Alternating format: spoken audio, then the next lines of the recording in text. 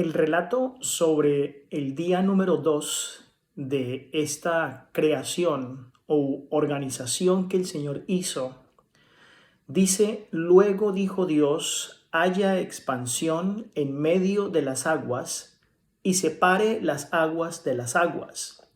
E hizo Dios la expansión y separó las aguas que estaban debajo de la expansión de las aguas que estaban sobre la expansión. Y fue así. Y llamó Dios a la expansión cielos, y fue la tarde y la mañana el día segundo. El firmamento al cual se refiere esta palabra expansión fue la obra del segundo día de la creación y consistió en la creación del firmamento. La gran masa de aguas primitivas que existían cuando el Señor creó el planeta Tierra en el primer versículo de Génesis 1 y el versículo 2, toda esa gran masa de aguas primitivas ahora es dividida en dos cuerpos separados. Las aguas que están sobre la expansión, de las cuales se habla en el versículo 7, son las aguas que se conocen como el vapor de agua, es decir, las nubes que nosotros podemos ver diariamente. Recordemos que algunas exploraciones que han sido llevadas a cabo en esas zonas polares han dado pruebas fehacientes de que existían antiguamente debajo de esas capas de hielo exuberantes selvas tropicales que cubrieron una vez esas tierras que por cambios del planeta hoy en día están sepultadas bajo nieve y bajo hielos que son eternos. Generalmente se admite que prevalecían condiciones climáticas agradables durante esa remota historia de la Tierra. Se desconocían los extremos de frío y extremos de calor como lo que hoy en día encontramos en los desiertos. Estos que justamente hacen desagradable la vida en la mayoría de las regiones del mundo y que hacen realmente imposible el vivir allí. En el versículo 8, cuando se habla acerca de la expansión de los cielos, esa palabra cielos se refiere a los cielos atmosféricos que aparecen justo enfrente de nuestra vista, en la vista del ojo humano, y son como aquella cúpula que cubre toda la bóveda de nuestra tierra, es decir, el cielo que nosotros podemos ver. Recordemos que ninguna vida es imposible sin aire. Plantas y animales justamente lo necesitan. Así es entonces que sin esa atmósfera, nuestra vida en la tierra estaría muerta como lo es justamente en la luna. De ahí la importancia de esta atmósfera, de esta cúpula de cielo que nosotros tenemos hasta donde nuestros ojos pueden ver, que realmente no es mucho comparado con todo el universo. Esta parte es justamente la que nuestro Dios crea, recrea en ese día segundo del relato de la creación y que es justamente importante para que la vida se pueda desarrollar. Así entonces, en ninguna parte se hallaría ningún brote de vida vegetal y no podría existir ningún ser vivo durante ningún tiempo. ¿Cuán agradecidos entonces debemos estar por la creación que el Señor hace de los cielos, de esta atmósfera que proviene de Dios y de la cual nosotros podemos subsistir? El tercer acto de la creación, llevado a cabo durante la primera parte del tercer día, es la separación de las aguas de la tierra seca. Y dice justamente el versículo 9 de Génesis, el capítulo 1, dijo también Dios, júntense las aguas que están debajo de los cielos en un lugar y descúbrase lo seco. Y fue así, y llamó Dios a lo seco tierra, y a la reunión de las aguas llamó mares. Y vio Dios que era bueno. En este punto de la creación encontramos justamente el tercer acto creador de Dios. y se hace en la primera parte del tercer día.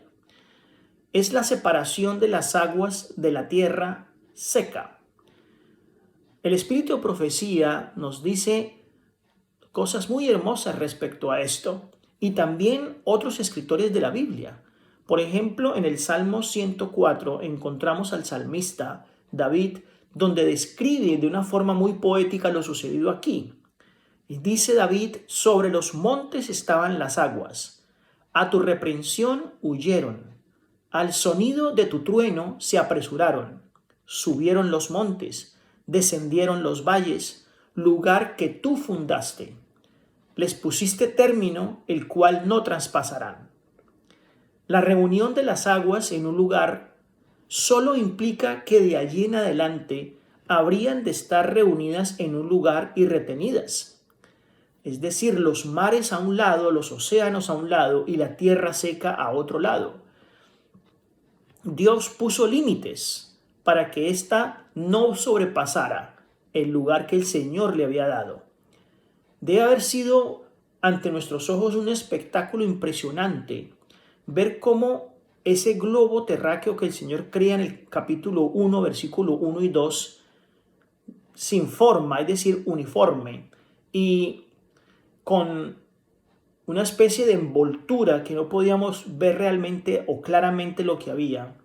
Aquí encontramos ya que el Señor hace una obra muy grande, y es que separa toda esa agua que existía y la pone a un lado y deja lo seco a otro lado. Por lo tanto, debe haber sido un espectáculo grandioso para cualquier observador ver cómo las colinas aparecían luego de que el agua corriera hacia un lado, que los había cubierto por mucho tiempo. Y ahora, donde solo había estado el agua, hasta donde se podía ver, surgieron grandes continentes y dieron a este planeta una apariencia completamente nueva. Qué maravilloso es el Señor con esta creación, recreándose Él mismo, creando algo para el hombre, el cual lo tenía siempre en su mente. Estaba haciendo una casa, un hogar para el hombre. Dice entonces, el versículo 10 nos habla de cuando Dios de nuevo se recrea y dice: llamó Dios a lo seco tierra y a las reuniones de las aguas llamó mares. Y vio Dios que era bueno. Vio Dios que era bueno. Con placer y con mucha satisfacción. Dios de nuevo mira su obra y se da cuenta que era bueno. Y que era bueno porque Él estaba pensando en el hombre, su magnífica creación, un hogar que estaba preparando para nosotros. Esa tierra seca primitiva difícilmente nos hubiera parecido buena a nosotros. Era un mundo de valles, colinas y llanuras, pero todavía no había un verdor que surgió después.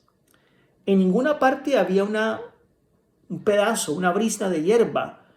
Sin embargo, le pareció bueno a Dios lo que había hecho. Es decir, a nuestros ojos mirar unas montañas completamente desnudas, sin nada, nos parecía poco atractivo.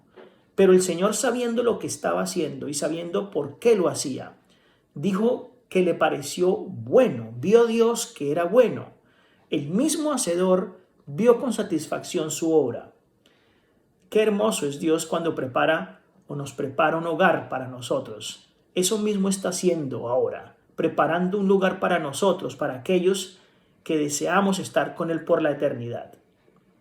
Dice el versículo 11 de Génesis 1: y después dijo Dios: produzca la tierra hierba verde, hierba que dé semilla, árbol de fruto que dé fruto, según su género, y que su semilla esté en él, sobre la tierra, y fue así. Por lo tanto, produjo pues la tierra hierba verde, hierba que da semilla según su naturaleza, y árbol que da fruto, cuya semilla está en él según su género. Y vio Dios que era bueno, y fue la tarde y la mañana el día tercero. Qué impresionante esta creación que el Señor hace para el hombre, porque después de la separación de la tierra seca del agua, otra orden divina viene, y esta fue dada en el tercer día. La vegetación fue llamada a la existencia, y es justamente la vegetación, aquella que da colorido y esplendor a este planeta. Se utiliza la palabra hierba, que significa ser verde o crecer verde o brotar algo verde. Y esta palabra nos designa las diversas clases de plantas que proporcionan alimento para los animales, y probablemente aquí entonces se usa hierba como un sinónimo de la palabra pasto. Ese herbaje más maduro, en el cual la semilla es la característica más resaltante, justamente que proporciona una de las dos clases de alimentos designados por Dios para el consumo de los seres humanos, como encontramos más adelante en el versículo 29, cuando el Señor da el régimen alimenticio para el hombre, donde no encontramos carne por ninguna parte. Los árboles que el Señor crea, árbol que da fruto, entonces nos muestra características importantes. Número 1, que dan fruto. Número 2, que contienen una semilla dentro del fruto. Y como parte esencial, esos árboles habían de ser otra fuente de alimento para el hombre, como lo encontramos en el versículo 29. Así que entonces la tierra produce. Eso significa que estuviera en el suelo el poder de producir las plantas con vida. La idea entonces es sencillamente que el Señor coloca y pone los primeros grandes árboles, los primeros grandes plantas que luego se reproducirían y cubrirían obviamente todo el ancho de la Tierra, de este planeta. La referencia en cuanto a los géneros de animales y plantas y no a su forma de reproducirse es obviamente necesaria. Es un hecho natural que los seres vivientes produzcan descendientes que se parezcan a sus padres, dentro de ciertos límites. Son entonces posibles ciertas variaciones, pero esos límites son demasiado estrechos como para permitir claramente nuevas plantas y nuevos animales. El Señor produce los padres de cada una de las especies que iban a reproducirse durante todos estos años a través de la historia de la tierra. Qué lindo es el Señor, qué lleno de amor y de compasión es al recrear un mundo maravilloso para la creación del hombre. Dios siempre cuidando de nosotros, sus hijos, y nosotros agradeciéndole con nuestros actos diarios por lo maravilloso y hermoso que es con nosotros. Que el Señor les bendiga.